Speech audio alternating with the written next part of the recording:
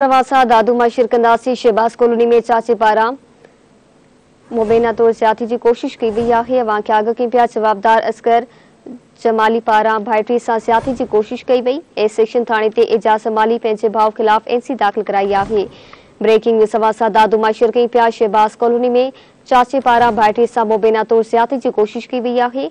जवाबदार असगर जमाली पारां भाइटी से ज्यादती की कोशिश की वही। ए सेक्शन थाने ते एजाज जमाली पंहिंजे भाउ खिलाफ एनसी दाखिल कराई। जवाबदार धीअ खे घर में अकेलो ॾिसी ज्यादती की कोशिश कई। वालिद एजाज चवणा है। खबर वासा दादूमा शिर कई पिया शहबाज कॉलोनी में चाचे पारां भाइटी से मुबैना तौर ज्यादती की कोशिश की वही है। जवाबदार असगर जमाली पारां भाइटी से ज्यादती की कोशिश कई वही। दादूमा तफ़सील मालूम कंदासीं इशफाक मलिक खान जी। इशफाक आगाह कजो।